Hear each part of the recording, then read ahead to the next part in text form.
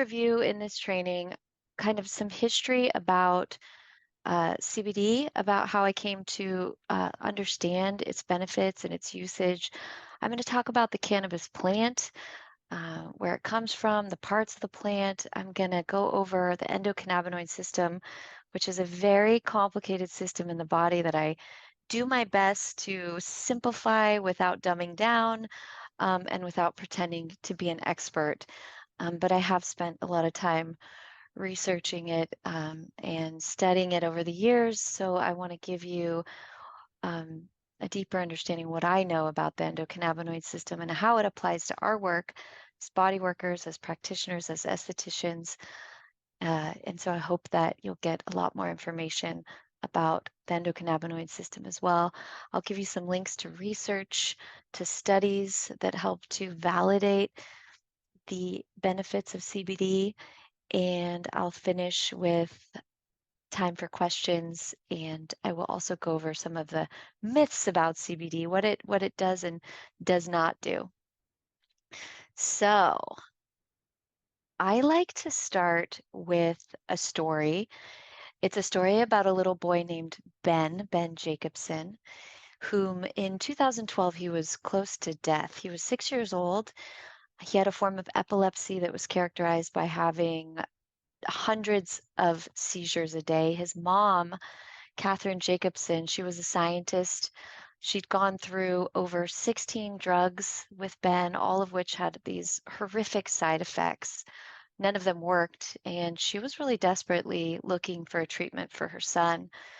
She read about a study that was done in Brazil by a scientist by the name of Dr. Michelin. He's actually considered the father of cannabis research. And this study took 15 people. Half took a placebo sugar pill, and the other half took 400 milligrams of CBD. In this study, of the 7 people that were treated, 6 had seizures that either went away completely or were reduced by over 80%. So she determined this was her last hope. At this time, cannabis was very illegal, and so she really took it upon herself to extract cannabidiol, which is what CBD is called, in her house, administer herself to her son, and miraculously his seizures went away as well with 0 side effects. So this story is important because Catherine became one of the most outspoken proponents on behalf of children with this rare form and devastating form of epilepsy. And her work really was paramount in helping to shift public opinion about cannabis and about CBD. It was because of her work that the first drug called Epidiolex was approved by the FDA, which is essentially just pure extract of pure CBD crystals.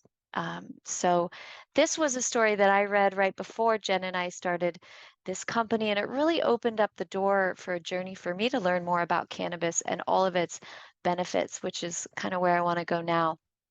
So what is CBD? It's a cannabinoid, which is a chemical compound. It's found in the cannabis sativa plant. It interacts with what's called our endocannabinoid system to regulate essentially a ton of physiologic processes, not just seizures and convulsions, but pain, emotion, immune response, skin health. On some level, as you get through this training, you might wonder, like, what it does not benefit in the body. But this compound, it was discovered in 1960 by the man I mentioned, the father of cannabis research, Dr. Michelin. And it was because of his research that most of the studies that I'll draw from now really kind of descend from his initial research. So there are 3 main parts of the cannabis plant. There's the stalk, which is full of the fiber. There's the seeds, which is full of the oil. And then there's the flower, which is where all of the medicinal compounds and the medicinal components of the plant are derived. The plant itself is 30 million years old. Its closest genetic relative is hops. Any beer drinkers out there? You'll really kind of maybe get a sense of their similarity now that I say that. But, there's been thousands of uses of cannabis over the years and from almost every single culture, depending on the part of the plant that we're talking about. There's just so many uses. So the stalks for fiber, the seeds for oil, the flower for medicine. And I kind of make this little list here just to give you a sense of like how much utility this plant has. The stalk, fabrics, clothing, animal bedding, biofuels. There's so many industrial uses for this really strong fiber that you find in the plant of cannabis. The seeds, I know all of you probably have some exposure to shampoos and lotions and body oils and lip balms. Maybe some of you put the hemp seeds in your salads, hemp flour, omega oils, so rich in beneficial nutrients. And then, of course, the flowers, which is where the terpenes and the cannabinoids come from. The medicinal benefits, inflammation, anxiety, nausea, pain, of course, we'll get into all of this, but all of those are benefits from these particular compounds called cannabinoids or terpenes that come from the flower. So here are some really cool pictures. Um, Essentially, this is like zooming in on the cannabis plant. The image on the left is of the flower itself, which is what I've been talking about, where CBD is derived from, and over 100 other cannabinoids and terpenes that are produced. And they're produced in what's called the trichome. And the trichome is what you see on the far right. So if you zoom in, you see the flower, and then you zoom into the leaf. And then if you zoom further into the leaf, you see these sort of like almost like a parachute shaped crystal that's growing out of the flower itself. And then on the far right, you see this cool electron microscope image of what's called the trichome. These are sort of like the glands of the plant, and they look sort of like parachutes or mushrooms. And that's where all the manufacturing of these compounds happens. The cannabinoids and the terpenes are created in that little cap on top. So those are really cool pictures. I grabbed a couple more because I think they're so cool. This particular lecture webinar isn't about the terpenes, but terpenes are also incredibly medicinal and have a lot of benefits. They account for some of the specific effects of the flower. If you know anybody who uses THC products, a lot of those products, the difference between like a sedative product versus something that helps with more energizing has to do with the terpenes like limonene, caryophyllene, all these different terpenes. They give cannabis its unique scent, but not just cannabis. The citrus has a lot of limonene. That's a terpene. Lavender is a terpene that gives it that unique scent, but also has a lot of medicinal properties. So, anyways, those are also made in this beautiful trichome. All right, so that was just a little section on kind of the anatomy of the plant, where CBD comes from. Now I'm going to talk a little bit about, just give you a snapshot of kind of its history and use over time. It's been used so far before there were electron microscopes and brilliant chemists to figure out and isolate these compounds, these cannabinoids and terpenes. Um, the plant was still widely used for thousands of years, well documented in ancient China over 3000 BC, so that's over 5,000 years ago.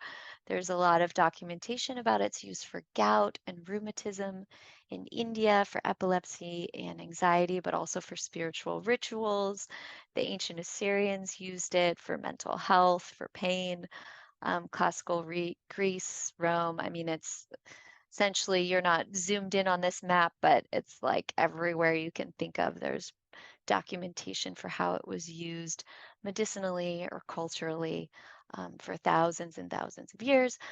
But obviously, if you're here today, you know that it's not how it's been in American history, at least in the more recent history. Most people here today would probably associate the word cannabis with the word marijuana and the word marijuana with the word drug, and drugs are definitely bad, but it wasn't always seen this way in America. In the 1800s, cannabis was really a staple in the pharmacopoeia of like every American doctor. It was common on the shelf of common people and used for a variety of conditions. In 1839, so this was he was Irish, British young fella who went to India, and his name was Dr. William O'Shaughnessy. I can never say his name right. It's one of those long Irish names, but he went to India and he did his research. He discovered that they used it very widely in India for pain relief, for rheumatism, for muscle spasms. He wrote the first paper noting, number one, its use for all these conditions, but also its safety. He wrote a lot about how safe it was to use cannabis for these types of conditions. The paper was published in England, and that was really kind of the beginning of bringing cannabis knowledge and education to the West. Doctors started using it, and it traveled to the United States. By 1850, cannabis was used widely for nausea, rheumatism, labor pains, all this stuff. In the 1900s, or by the 1900s, there were over 100 published papers on its benefits. But everything really shifted around 1937 with the Marijuana Tax Act. And essentially, what that did was just, well, it taxed it, and it was sort of the beginning of criminalizing marijuana. And it really kind of convoluted the psychoactive drug side of it with all these medicinal aspects. So I put 1937 to 218 was sort of the dark ages of cannabis because it was really a time where we sort of stopped using it industrially, we stopped using it medicinally, and with the really Ben, Catherine, his mom, and that Brazil study, that was sort of the beginning of its reemergence in the public eye as something safe and effective, and that's where we are today.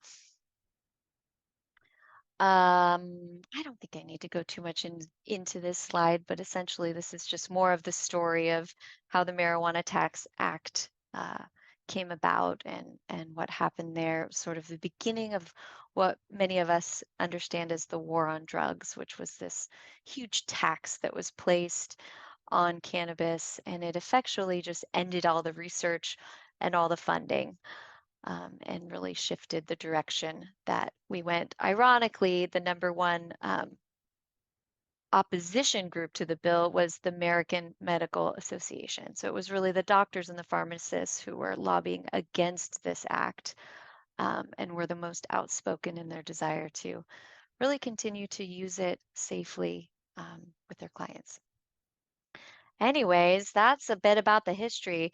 Dr. Raphael Michelom, so he's considered the father of cannabis research.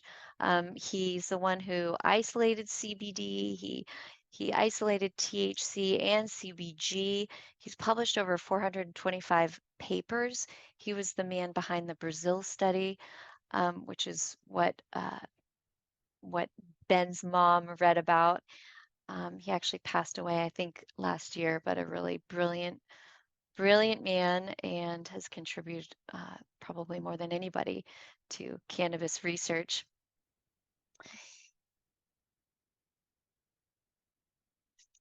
Okay, this is sort of the end of the story around how CBD became so popular, and that's with the life and the story of this young little girl, Charlotte Fiji. I think I learned about her reading a New York Times article back in 2017, and I was blown away by her story and the impact her life had on so many millions of people, including me. But she was another child with epilepsy, a form called Dravet's syndrome. It's particularly painful. She had over 350 seizures per day. She was confined to a wheelchair. Doctors recommended medically induced comas just so she could rest. Her mom heard about the link between cannabidiol or CBD and seizures and gave Charlotte some CBD extract. Now, remember at this time, again, CBD was illegal, cannabis was a Schedule 1 drug. This was a dangerous thing for her mom to do, but she did it and all of her seizures all but disappeared. So Dr. Sanjay Gupta, a lot of you probably know about him. He's a famous CNN correspondent. He's also a neurosurgeon. He was also very anti-cannabis. He heard about this story and he went out to visit her. He ran the story on CNN and as a huge skeptic, her story really changed his mind. He ran this story and it really changed everything. It catapulted Charlotte into the mainstream media. It also catapulted CBD into the everyday vernacular for people. What is this? And people started changing their mind and being really curious about what its benefits are. Charlotte's mom, what she did was she actually reached out to these farmers, the Stanley brothers out in Colorado. She said, can I come out there? Can you help me make something for my daughter? So they went out to Colorado and the Stanley brothers formulated a strain of hemp CBD for Charlotte. And this is probably one of the most popular brands in the nation. This is what you can find at most grocery stores, Charlotte's Web, and it's named after little Charlotte Fiji. These were the guys who created the strain for her mom and for her, and they named their company after her. So it was these moms, these kids, this farm, these people that really did the most to sort of shift our thinking around cannabis. And all of that to say that by 2018, we finally passed what was called the Farm Bill, which helped to differentiate hemp and marijuana. And it removed hemp from the definition of marijuana, which really allowed for the legalization to grow hemp in all 50 states and made it legal to ship across state lines, legal to carry on an airplane. So this is essentially when we launched Vital Body was the day this Farm Bill passed. So we were already using CBD in our spa. We were using it with our clients because they were very curious about what they could use and do for their pain that wasn't a pharmaceutical or an opioid drug. But, uh, we were sort of right at that threshold of full clarity in terms of the legal definition of hemp. And so this was a big moment for us when they passed finally the 2008 Farm Bill. Now, hemp and marijuana are both cannabis sativa, and the only distinction, if you had them sitting in front of you, you probably wouldn't even be able to tell the difference. The distinction at this point is really a legal term. So that's to say that hemp and marijuana aren't defined necessarily as different species in the Farm Bill. They're purely defined by the percent of THC in the plant. So it's more like a political distinction.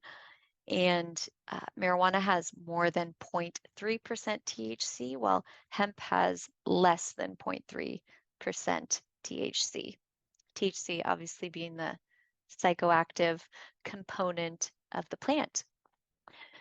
So post Farm Bill, where's hemp grown? It's grown in primarily in these states, so all across the nation. Montana, South Dakota, Kentucky, Kansas. So it's pretty well established at this point. That concludes my section on sort of more like the history of how CBD became more commonly understood by most of us. Now, before I jump into the next section, which is more in depth about the endocannabinoid system, it's about the receptors and the compounds and research and more the science of how it works. I just want to take a moment and see if there are any questions. Sam, I can't see the chat for I some don't reason, have so if you any can help questions. me. Yeah, there are no questions that have come up so far in the chat.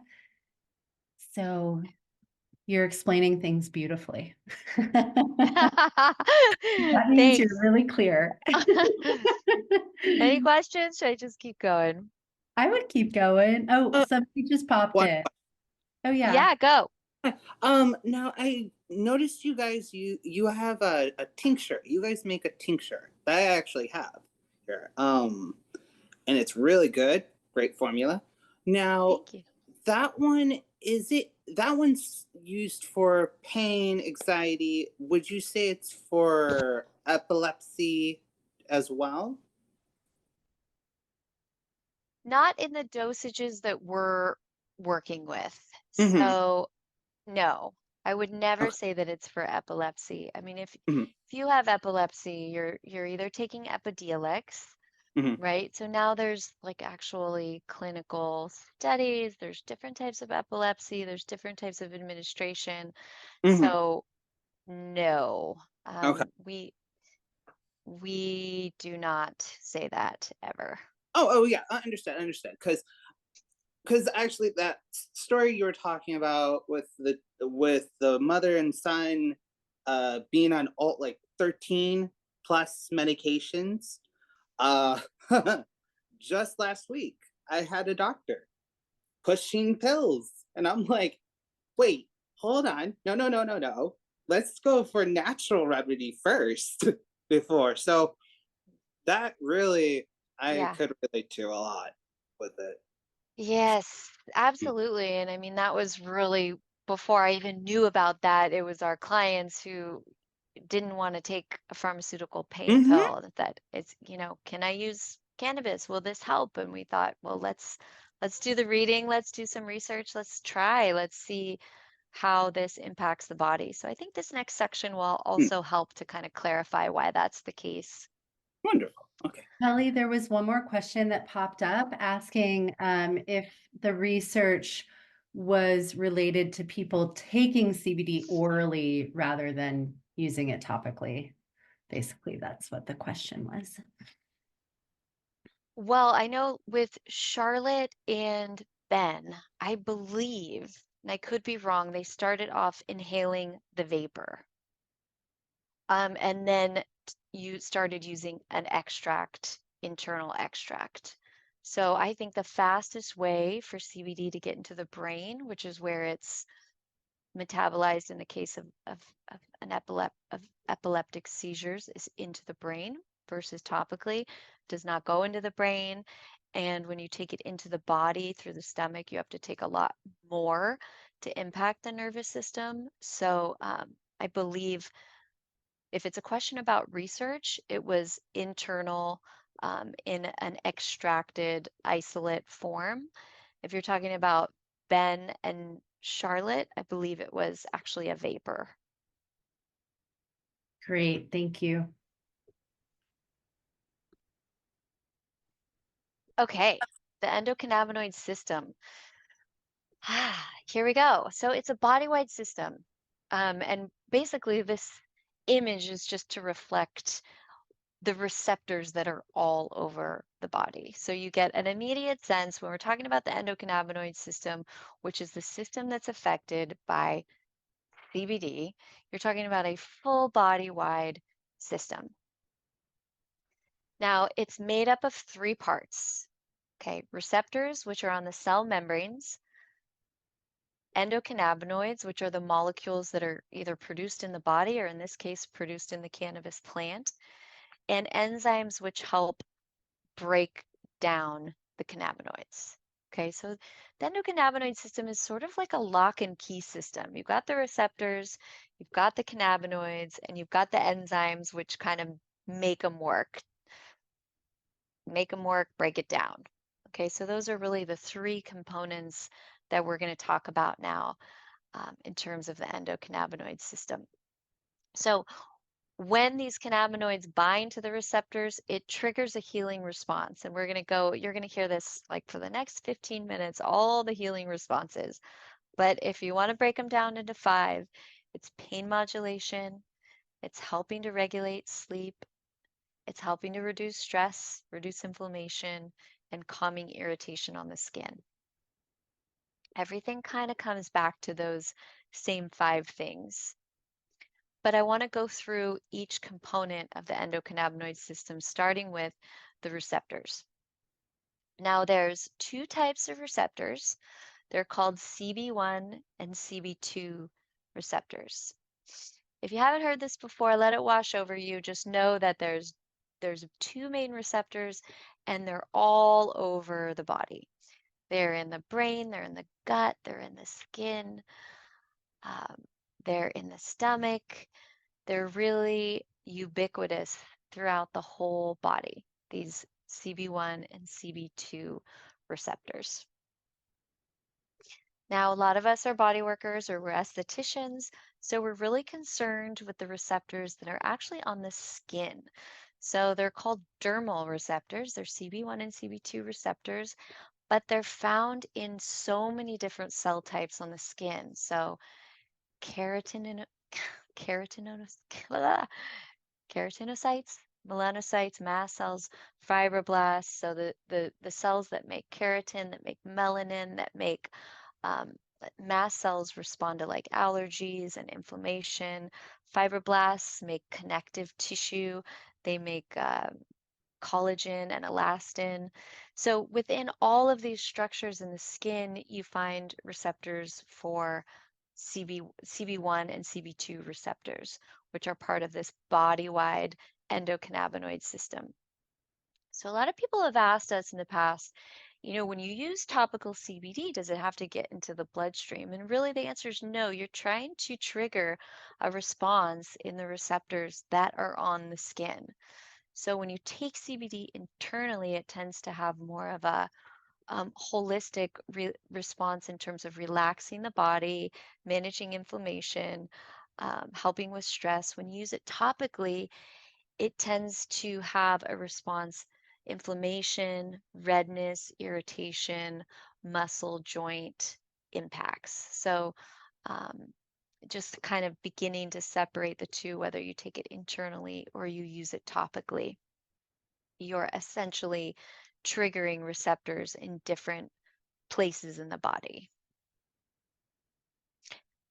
Okay, so that's the receptors, CB1, CB2 receptors, all over the body, on the inside, on the skin. I kind of dove a little deeper into the skin receptors, just showing you that they're all over the membranes of all these different cell types. The next thing I want to talk about are the endocannabinoids or the cannabinoids. That's the second part of the endocannabinoid system. One is the receptors, 2 are the cannabinoids. So there's 3 types. There's endocannabinoids, which are produced inside your body. Your body's producing them all day long to bind to those receptors. There's phytocannabinoids, the ones produced in plants like cannabis. CBD is a phytocannabinoid. And then there's synthetic cannabinoids. Those are ones produced in labs, like Epidiolex, the FDA approved drug, which is a CBD compound, but it's produced in a lab. So I just want you to understand that there are 3 different types of cannabinoids that can interact with these CB1 and CB2 receptors to trigger that healing response. What I want to talk about now are the endocannabinoids. So these are the ones that your body is producing all day long. There's 2 main cannabinoids that your body produces. One's called anandamide and one's called 2-AG. Things get really complicated when you start to look at the metabolic process that these 2 cannabinoids are involved in. So I'm going to keep it pretty high level here. So anandamide, it's Sanskrit for supreme joy, actually, and it's linked to pleasure and reduced pain. So what they find in the research is that your body, when it produces a lot of anandamide, when you have a lot of anandamide in your system, it's linked to decreasing pain and feelings of well-being. 2-AG is another cannabinoid, and that's really linked to a lot of immune responses in the body. So these are 2 molecules. Think of it as like your body's always producing them on demand when you need it to regulate something that's out of balance. You're totally unconscious of it, but it's happening all the time. You have irritation in your skin. You have pain. You have arthritis in your joint. you're starting to overheat, you're feeling really stressed, your body is constantly producing some version of these two cannabinoids to trigger those receptors to help regulate and balance your body. So there's over 6,000 published papers on just these two endocannabinoids, the ones that your body produces. Everything from anxiety and appetite. I mean, you can read this list. The point is not to memorize it, but just to kind of understand it's like, what aren't they involved with? Your body's constantly producing these, constantly triggering your endocannabinoid system to regulate just about every physiologic process in your body. Okay, so what about CBD? So CBD is a phytocannabinoid. It's a cannabinoid that's made inside the cannabis plant. Like anandamide 2-AG, which is produced inside the body, CBD is produced in the plant. Like anandamide 2-AG, CBD triggers a response in those CB1 and CB2 receptors, which is why this particular molecule is being studied for its therapeutic effects for inflammation, for pain relief, for neuroprotection, for epilepsy, for so many different things.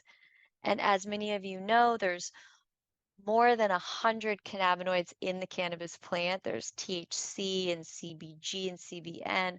All of these have therapeutic benefits, but CBD is just by far the most well understood and the most well researched. So at a really high level, what are the therapeutic properties of CBD? So that's what I want to talk about next. So it's a neuroprotective. It has neuroprotective properties, which means it acts like a shield for your nerves, right? And this could indicate some of the reasons why people say it helps with, like, for example, our bath soak. People say, gosh, it really helps with peripheral neuropathy or restless leg syndrome, or, you know, we hear that it helps people with MS quite frequently. It helps to manage that overactivation in the nerves. It helps protect the nerves. It helps decrease the pain in the nerves. Desensitizing pain receptors. Another property is that it inhibits the breakdown of anandamide, and that's why when you take CBD internally and people say it helps with anxiety, a lot of the research suggests that part of how that functions is that it actually inhibits your body breaking down anandamide. So with more of that anandamide in your system, you have this sense of well-being. I will link to the research if we have any research people here. People either get mad at me for not giving enough detail or they get mad at me for giving too much. So hopefully I'm right in the middle. Okay, it also has a property of being an anticonvulsant, which I've talked about quite a bit, and which helps with something like epilepsy. Its anti-anxiety properties, anti-nausea properties, and it's also been shown to be have cytotoxic properties. So a lot of this research, I'm not going to go through it all, but I want you to know I have all this research if you're somebody who wants to kind of do some more reading. There's quite a bit out there, especially now that the Farm Bill passed, we're starting to see more human studies and less just on rats, for example, which is what we had to kind of lean into for many years. Um, yes, there we go. Okay, so topical CBD and pain relief. That's why a lot of us are here. That's why a lot of us use it. That's why my mom uses it. That's why most people who buy our products buy it for pain relief, for skin irritation.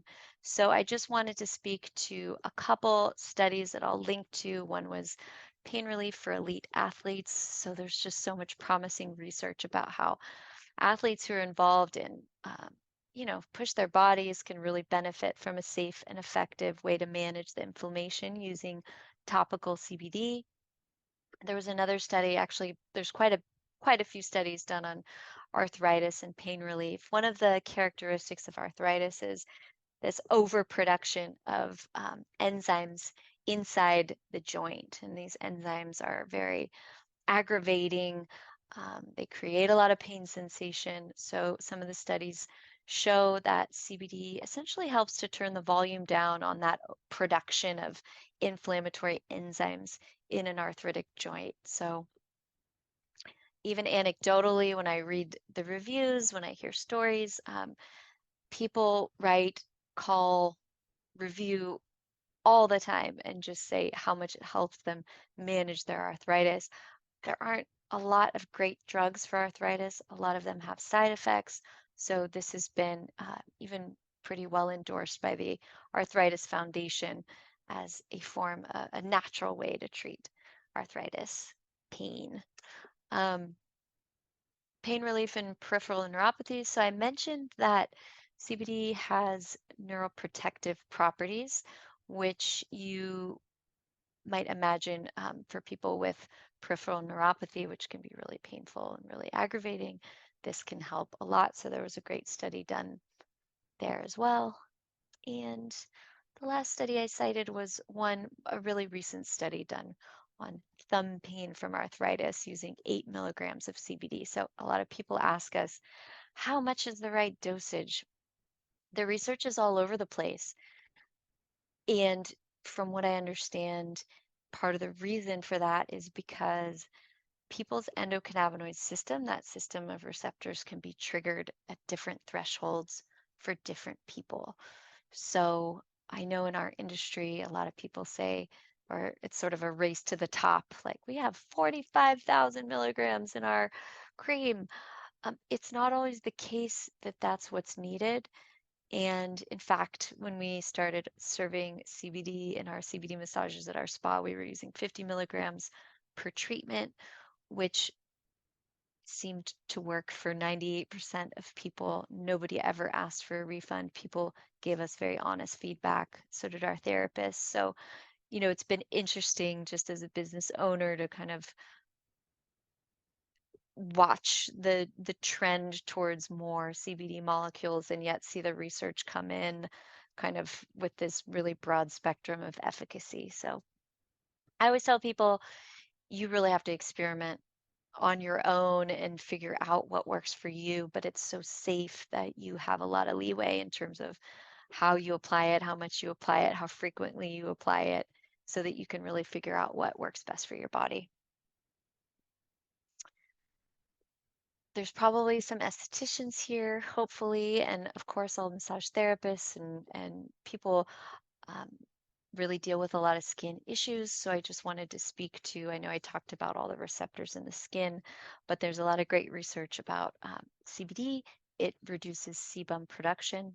So I maybe should have said it helps regulate sebum production. So CBD, by triggering the endocannabinoid system, essentially acts like a regulator. It's a regulating force. It modulates overactivity in all these areas of the body. One of them is overproduction of oil in your face or on your body. So CBD can be really helpful when used topically on the face, for example, for managing sebum or oil production. It's also been shown to treat dermatitis and psoriasis, which I know a lot of us have seen in our practice anecdotally, helping to regulate that inflammation response in the skin. And it's been studied as a topical analgesic as well, which I know we all have great experience with as well. So a lot more research is needed, but there is a lot of really good, promising research being done. And the thing to take away is obviously understanding why it's effective and that it's very safe. So I want to take a moment to take some questions, if there are any. Great. Thank you, Kelly. So Dana or Dana came in with the chat and asked, does the patient who's getting chemotherapy use Vital Body CBD without any contradictions or reactions? I can never say what people will react to. I'm not sure if it's 0.8 or 0.6% of people are allergic to CBD. So I think in the 6 years, 7 years that we've been formulating and selling, I'd say under 5 people have said, I had an allergic reaction, sort of like a skin rash. Um, but I will say that CBD is safe and effective for managing inflammation and for helping the endocannabinoid system. But if somebody's going through cancer treatment, I really would just say talk to your doctor and find out. They could know things I don't know. Although I read a lot of research, I don't see a reason why it would be unsafe to use it topically. I would definitely recommend um, talking to your doctor about that first. And of Great. course, there's so many other ingredients in our products, essential oils and other oils. So just to really look at those as well and see what their body responds to. Wonderful. Thanks for that, Kelly. There's another question saying, is there any research on someone with existing conditions who should stay clear from using CBD? Not that I know of topically. I know internally at high doses, there's interactions with blood pressure medications. As far as I've read, the dosages are so high, it would be very, very difficult. It would be like drinking 15 of our tinctures. So you need an exorbitant amount of CBD to interact with medications, but there are interactions at high doses when taken internally. So that's something to definitely know about. Great, thank you. And then Michelle shared that her mother used CBD cream while going through chemo. It helped drastically with her pain from the side effects of the chemo. We have also had some people share in our testimonials that they've used our products for helping to deal with side effects from chemotherapy. So I can share It's that. always Wow. tricky. We get, people give us such incredible feedback about serious conditions like MS or chemo or, and it's like what we can and can't attribute to CBD, right? Because we're not doctors and we don't know, we can't diagnose, and obviously we cannot prescribe. Um, but it is really incredible to hear the stories of how the benefits people get. All right. I want to talk just a tiny bit before I wrap up about some misconceptions about CBD. Maybe you have these, maybe you don't, but it's worth just knocking out the top 6. So the first one is that CBD builds up in your body over time. So this is not true. There's no buildup in your liver or in your fat. If you use CBD every single day of your life, you will not see more CBD in your body or stored in your fat or in your bones or in your liver. And part of that is because your body, those enzymes that I talked about, which I actually didn't talk about, I forgot to talk about the enzymes, but the enzymes, they actually break down the CBD. So if your body doesn't need it, if it's not interacting with a receptor, your body just breaks it down really quickly. The half-life of CBD is so short. That's why people tend to reapply throughout the day. CBD is intoxicating. It is not intoxicating. THC is the only compound in the cannabis plant that is intoxicating. CBD will never make you high. CBD is a dangerous narcotic. It's actually not a COX inhibitor. It doesn't affect your autonomic nervous system like opioids. If you accidentally drink 10 bottles of CBD tincture, you would not experience shortness of breath or a rapid heart rate. Um, so you have nothing to worry about. CBD is addictive and creates dependency. So there was a big study done in 2018 by the World Health Organization, and what they found was namely 3 things: that CBD is non-toxic, meaning it doesn't build up in your liver, non-addictive, meaning it doesn't create any dependencies, and then non-psychoactive, meaning that it won't make you feel high. You can fail a drug test if you use too much CBD, so this is also impossible. CBD does not turn into THC in the body. There's no chemical pathway for that. So especially when you use Vital Body. We have 100% of the THC removed. There's 0% THC in our product, so you never have to worry about failing a drug test. Of course, there are a lot of companies that maybe don't do the kind of rigorous testing or sourcing that we do. So that's something to watch out for sure. Know where you get your cannabis from, and definitely trust the source.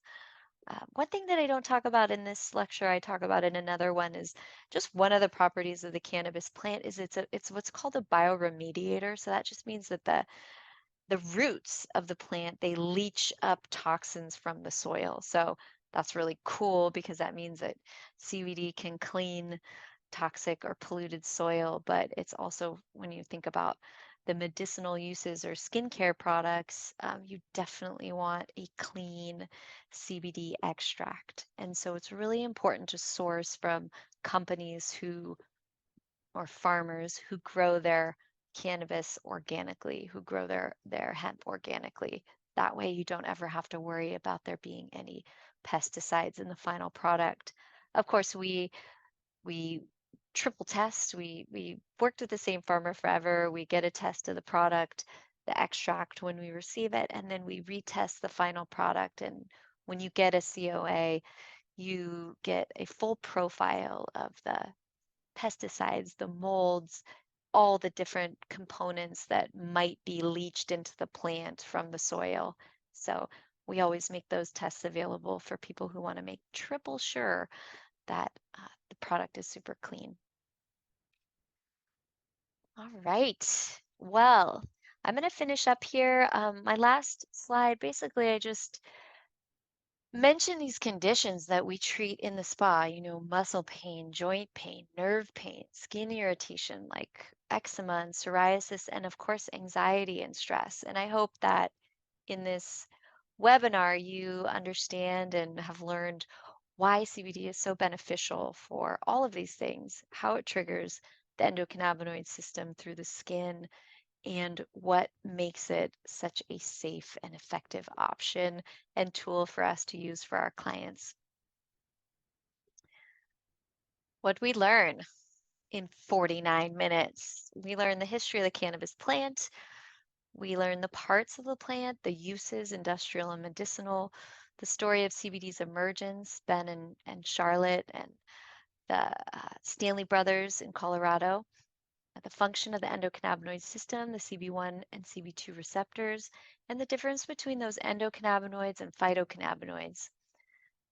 I talked a little bit about Dr. Michelome and his incredible work as the father of cannabis research, properties of the CBD compound, how it protects nerves and heals tissue and helps manage stress, and some research and applications. So if there aren't any questions, I hope that I want to open it up to questions. If there are any, please, if you have to go, um, this will be available. I'll make all this available for you, all the research, all the studies. And if you have any questions, feel free to write them in the chat, or I can open it up. If anybody wants to ask any questions, we can have a little dialogue. But that's the end. Thanks, Kelly. Yeah, everybody who wants to stay on, if anyone has questions, you're also welcome, of course, to unmute yourself and you can. Yeah, for sure. If there's anything that I didn't go into enough depth or any holes and gaps, I think I could probably learn from you all. I think I could go deeper into the drug interactions in the body. I could give an overview of what those are and what the research has said there. I know that's a common question that I forgot to include in this training. But is there anything else that feels kind of undone or that you could use some more info? Nobody's coming in with any questions in the chat, Kelly. Some people are signing off and saying, thank you so much, how informative the training was. And Awesome. oh, here is a question. My son has autism. I'm assuming it's the tincture. Could the tincture help? I don't know. I don't know. That's outside of my wheelhouse. I think it's worth asking your doctor, though. I really do. This is such a burgeoning area of research. The Farm Bill only passed in 2018. I think what's so sad about CBD and cannabis is that particularly just just to be reading about it more and more, and I listen to these lectures, and it's so safe, and there are so many benefits and so many uses. It's almost just breaks my heart that it's taken so long for the Farm Bill to pass, where we can finally get more research and more funding to learn more about how it can be used. And so I'm hopeful that that's what we'll see, and not just medicinally, but industrially and commercially. It's just the plant that keeps on giving. And one thing that's unique about it as well is how easy it is to propagate for different gene expression. So it's really easy um, to grow new strains and to develop different properties of specific aspects of the plant. You see that a lot more in the recreational space where they're growing cannabis for this or that, but it's one of the really unique properties of the plant is that within a couple generations you can select for specific terpenes or specific cannabinoids and get these really unique compounds. So yeah, there's a lot to learn. Wonderful. Thanks, Kel. There is a question that came up. How about help for menopause symptoms? And I can just quickly start off that answer, which is to Ugh. say, Luz, that we have heard from a lot of women who are using CBD, both our topical products and internal, to really help kind of balance out some of those symptoms, specifically with the sleep wake cycle, with kind of like those, everyday joint aches and pains that seem to get a little bit more pronounced with the hormonal shift. And also for hormonal breakouts, we've received lots of feedback on all of those issues. So I would definitely encourage you to experiment with and to share with your clients the luminous facial oil for skin issues, the tincture for that stress and anxiety and sleeplessness, and then any kind of pain product that they might need. So I hope that speaks to your question. Let's see. We're also getting a question. I am struggling with using 1 ounce of Vital Body CBD oil, 150 milligrams per ounce for one person. The oil spreads really nicely and I don't need 1 ounce. Is there any chance you can make the oil more concentrated and we don't need to use a full ounce? Again, 150 is slightly arbitrary. So I want to give you this sense of what's possible. So when we started, it was 50 milligrams in a session. Per So ounce. 150 per ounce, right?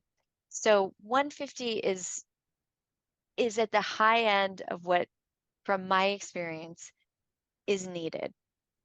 Now, for people who don't use a full ounce, which is really common, I hear that a lot, and you want to use more, use the targeted relief, use the extra strength cream, the targeted relief cream as spot work on that area. If it's the low back or the knees, or then you'll get that additional milligram amount of CBD without having to use more oil. So that's the solution. We think of all of our products in terms of layering. So you can layer for more, for less. You can put the cream with the oil, with the facial oil. I mean, there's just so many ways to kind of combine them to get that milligram amount. So reach out to your sales rep or me or Sam or whoever, and we can definitely help you kind of craft a way to get that extra milligram amount that you want to get. Wonderful. And I'm just going to chime in and speak to that as well. We had another question come up, fire and ice massage, 1 ounce of warming cream and 0.5 ounces of targeted cream is a lot. And to Kelly's point, when we create these product usage guidelines, we're trying to make a one size fits all recommendation for people in massively different climates, right? So people in the desert can absolutely use 1 ounce of oil, no problem. People in really moist climates might have a harder time using that full ounce. So just keep in mind that there are always going to be fluctuations, and those are guidelines. So these aren't hard and fast rules, but these are ways for you to estimate how much product you might need. And it's totally okay to use a little bit less. As Kelly shared, most people will get great benefits with just even using 50 milligrams in 1 ounce of massage products. So, which is how we started.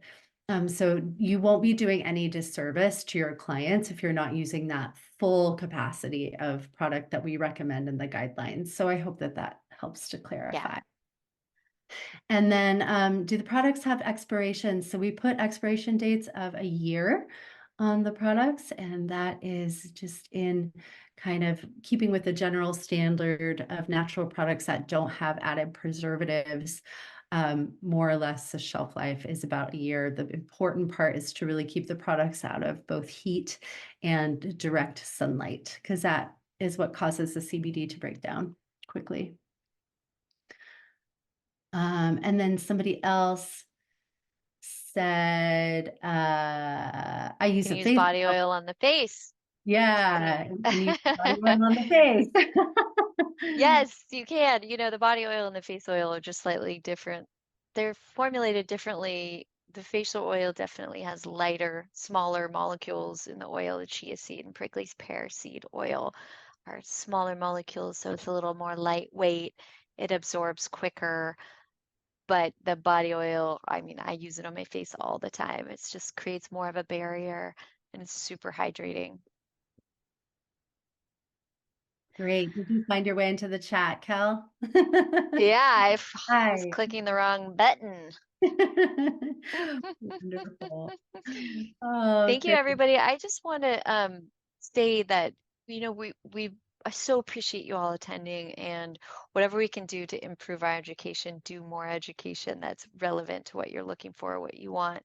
We are always, Sam's our director of education. She's always trying to think of relevant webinars for our wonderful partners. Please give us some feedback.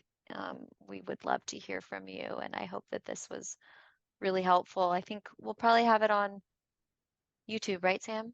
Yeah. Post it? Mhm. Okay, perfect. Absolutely. Awesome. Yeah, wonderful. Thank you, everybody who stuck in for this last portion. So appreciate your time, your attention, and thanks again, Kelly, for producing this really informative webinar. It's so helpful. Of course. Yeah, thank you. I want to just answer before I jump off Misako's question about leaving the CBD on for 2 hours after the massage. So, Misako, I hope I'm pronouncing your name correctly. You say you suggest leaving it on at least 2 hours. If they take a shower right after the massage, do they still get the good result, or are they wasting the CBD? It's a really good question. It's best to leave it on at least 15 minutes. I The research is, it's hard.